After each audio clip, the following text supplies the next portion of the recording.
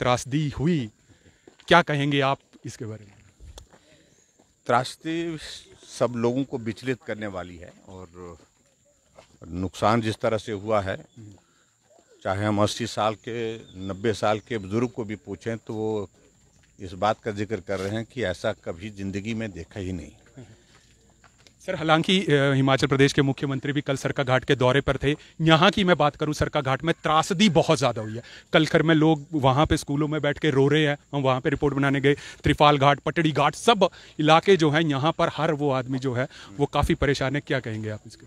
देखिए, नुकसान तो हुआ है, पूरे प्रदेश भर में हुआ है, लेकिन कल जो मुझे जानकारी मिली कि मुख्यमंत्री जी आए थे और जहाँ प्रभावित लोग हैं उनसे उनका मिलना नहीं हो पाया और जाना उचित समझा नहीं, मालूम नहीं मुझे क्या है, क्या परिस्थिति रही होगी।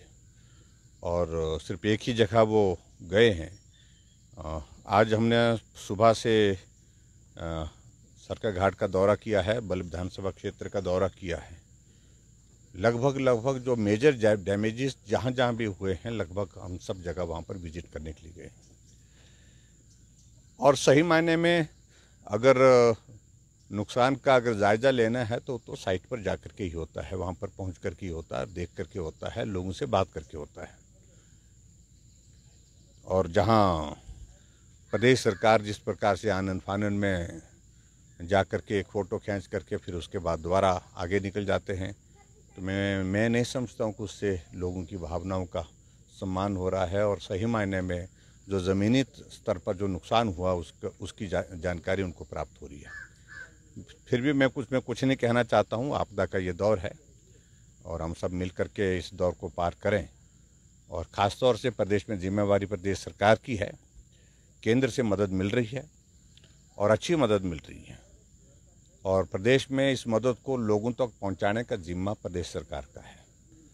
और हम उनसे यही आग्रह करते हैं कि जो जायज़ नुकसान हुआ है किसी व्यक्ति का, पात्र व्यक्ति तक वो मदद पहुंचनी चाहिए, राहत पहुंचनी चाहिए। ये आवश्यक है आज की तारीख में। सर, मानसून सत्र आने वाला है, हालांकि आपने इसकी भी डिमांड की, परंतु इस बार आप विपक्ष के नेता हैं, क्या आपकी रणनीति रहेगी? क्योंकि सरकार की तरफ से जो फौरी राहत देती है वो कहीं बहुत कम है। हालांकि अगर हम डीपीआर निकालें जिला मंडी से तो 17 लाख की जो डीपीआर राशि थी वो पूरे जिला मंडी में बांटी गई, हालांकि हमीरपुर में इससे ज़्यादा बांटी गई। लोग अभी बहुत बिलखते नजर आ रहे हैं। क्या आपकी भूमिका, क्या संशोधन किया जाएगा कि लोगों को इस बार हिमाचल प्रदेश में कुछ सहायता, आर्थिक सहायता जो है दीजिए? देखिए, ये सारी स्थिति बहुत अलग तरह की है। मैं मानता हूँ नुकसान बहुत ज़्यादा हुआ है और उसकी भरपाई करना ना प्रदेश सरकार की बस की है ना केंद्र सरकार की है। थोड़ा वक्त लगेगा, लेकिन एक विचित्र बात मैं देख रहा हूँ कि जहाँ मुख्यमंत्री जा रहे हैं और कह रहे हैं अधिकारियों को 1 लाख दे दो, 1 लाख दे दो, और पीछे से जब हमारा जाना हुआ तो मैंने पूछा कि 1 लाख रुपए मिल गया? मुख्यमंत्री कह गए थे आपका मकान टूट गया है, तो कहा कि 1 लाख नहीं मिले हैं, 15,000 मिले हैं। तो मुख्यमंत्री आखिरकार 1 लाख रुपए सिर्फ सोशल मीडिया में और मीडिया के माध्यम से इस तरह का संदेश देने की क्या आवश्यकता है?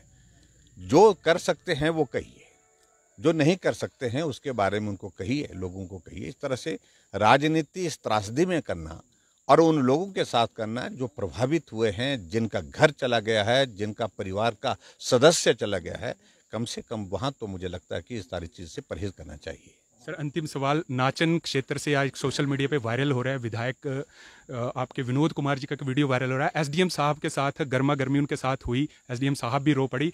तो विपक्ष के नेताओं को उस पर भी कई जवाब आया है कि इस बार जो है, जो एक प्रेशर है अधिकारियों के ऊपर, विपक्ष के नेता जो है वो जबरदस्ती बना रहे हैं। क्या कहेंगे? देखिए, वो जो मर्जी कहें, हकीकत ये है कि किसी का घर चला गया और कई दिनों से वो तंबू का इंतज़ार कर रहे हैं, टेंट उनको अवेलेबल होना चाहिए था फौरी राहत के तौर पर, वो नहीं उपलब्ध हो पाया। तो विधायक ने अपनी बात कही है और मुझे नहीं लगता कि इस सारी चीज़ को उस संदर्भ में लेने की आवश्यकता है और उनने लोगों की पीड़ा को समझ करके बात कही है। इस त्रासदी के दौरान स्वाभाविक रूप से जब हम हालात देखते हैं लोगों के बीच में जा कर के, हमको भी रोना आता है, हम भी भावुक हो जाते हैं। और उस वक्त जब ऐसी स्थिति होती है कि राहत उनको नहीं उपलब्ध होती तो स्वाभाविक रूप से थोड़ा गुस्सा भी आता है। लेकिन मैं समझता हूँ कि सारी चीज़ को इतना तूल देने की आवश्यकता नहीं है। जो हो गया सो हो गया। बाकी सर अंतिम प्रश्न, आप थोड़े बिजी हैं, लास्ट प्रश्न। कांग्रेस ने एक और आरोप लगाया है कि जियोलॉजिकल सर्वे ऑफ इंडिया में 2022 में एक सर्वे हुआ था हिमाचल प्रदेश में। जियोलॉजिकल सर्वे ऑफ इंडिया ने कहा कि हिमाचल प्रदेश में 20,000 ऐसी साइटें हैं जिनको डिसमेंटल करने की जरूरत नहीं है। प्रदेश सरकार उस वक्त जो है उन चीज़ों पर ध्यान नहीं हुआ, इसके कारण भी कहीं ना कहीं जो लोग हैं वो प्रभावित हुए। देखिए, 2022 के बाद हिमाचल प्रदेश में कांग्रेस की सरकार है, व्यवस्था परिवर्तन हुआ है, सुख की सरकार आई है, अब जिम्मेवारी उनकी है। अब कब तक कोसते रहेंगे हिमाचल प्रदेश में भारतीय जनता पार्टी की सरकार को? 8 महीने हो गए, 9 महीने होने जा रहे हैं, और 9 महीने होने जा रहे हैं तो उसके बाद 9 महीने में तो जो है वो बच्चा आ जाता है, और अभी भी उसके बावजूद भी सारी चीज़ों को लेकर के उनको ये नहीं मालूम पड़ रहा है कि भाई पिछली सरकार को कोसते कोसते 9 महीने हो गए, अब तो आगे बढ़िए कम से कम। ठीक है, धन्यवाद सर आपसे। हाँ जी, थैंक यू।